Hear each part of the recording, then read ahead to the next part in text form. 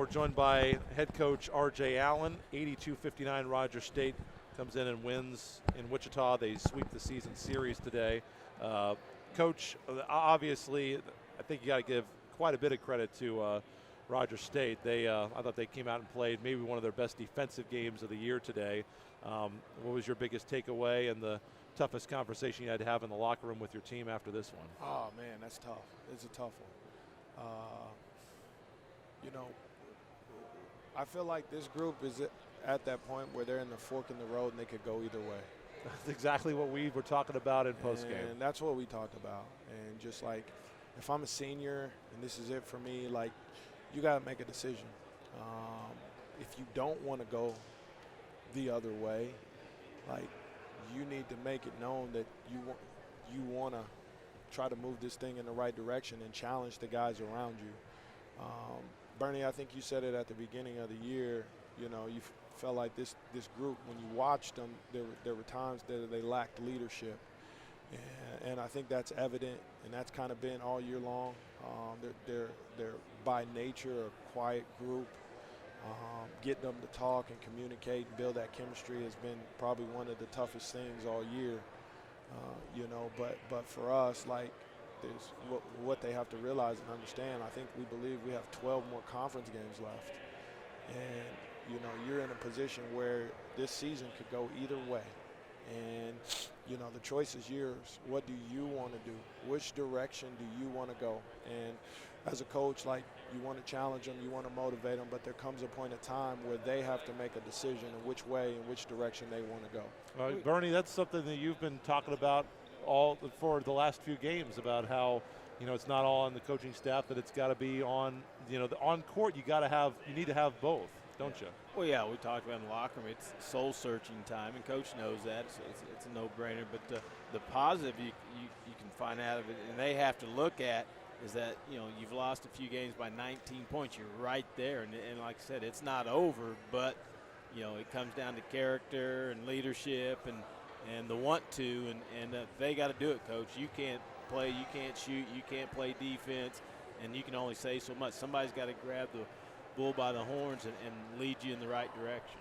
Yeah, I completely agree, and that's kind of what we've talked about as a staff, just trying to, what buttons to push, how do you challenge those guys, how do you get them to understand exactly that, and that's where it is my job to come in and try to figure that out. And every group's different, and it's a battle, and for us, like, that's not who we are. Like, in the 3 years that I've been here, that's not the product that we're proud of and that we pride ourselves in. So again, you're right. Like, it's time to soul search and kind of find out where are you and where do you want to be when this thing is all said and done. You mentioned having to build leadership, and you need that on the court.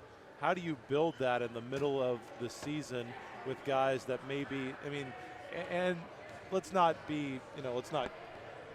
speak incorrectly here. There's a way to be a leader without being a yell, rah-rah guy, but I think every team probably needs a yell, rah-rah guy, and maybe this team doesn't have it. How do you try to coax that out of someone who may not be comfortable with it right now? What tools do you try to give them as a coach to allow them to feel comfortable doing that? I think, like, as far as leadership goes, I think it's all inclusive. Like, yeah, you don't have to be the rah-rah guy, or you can be the rah-rah guy, but you have to live it, Mm-hmm. It's not, when we step on the floor, you turn it on and you become that leader. It's everything that you do. It's, what time do you show up on the bus? Are you on the bus on time, or are you a minute late? What time do you come to the game when you're supposed to be there? Are you 2 minutes late, or are you there on time? It's how you go about your everyday routine. It's how you go about, how you live. What decisions are you making off the floor? And that's where, when that falls in line, I think guys see that and know that, then they naturally gravitate to you. And you don't necessarily have to be that rah-rah guy. When you're doing things culturally right, I think guys tend to get on board, and that's where we're at. Yeah, kind of the same thing we talk about, and you can tell your players that what legacy do you want to leave at Newman, because, let's face it, nobody's going to make a lot of money playing this game, once you leave here, but what you going to do with that degree, and what, who are you associated or networking with to get that job? And that's kind of where you're at now. What legacy? And that's all about, like I say, character and doing the right things and being on time, being accountable. And like you said, I think that's where you guys are at now. And I think you'll find a way to send that message, and hopefully things will get better soon. Yeah, no, we're, as far as us and the staff, like, we're going to continue on, keep on keeping on. That's who we are. That's all we can do. That's all we know how. There's a point in time where the guys they got to step up and be young men. There's a lot of life lessons to be learned in these situations. We've talked about it all year. It's adversity. And to be honest with you, in life, unfortunately, adversity is going to hit you a lot harder than a basketball game. So you're going to have to be able to learn how to be resilient.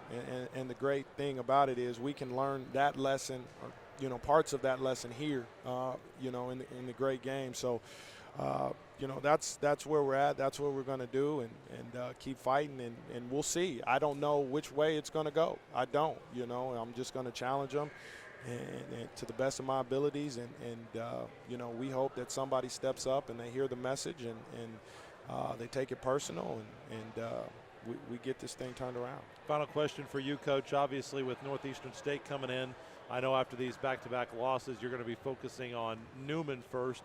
And you talk about that fork in the road. So with that being in front of you and your team, how important are these next 2 days, 3 days of practice that you have to get ready for Saturday to determine which way this might go? Yeah, to be honest with you, I have no idea about the next 2 days, to be honest with you. I don't have a clue, what we're going to do. I got to make that decision. Probably going to be meetings just as soon as we get done here today and about that. We'll figure it out.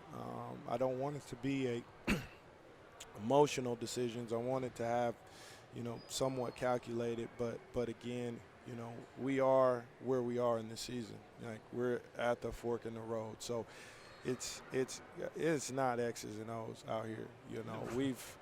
We've seen it. That team isn't who we've been and who we are. There's things that we got to fix. So that's what we're going to go to work on. R.J. Allen, head coach for the Jets. Appreciate it, Coach. Thank you, guys.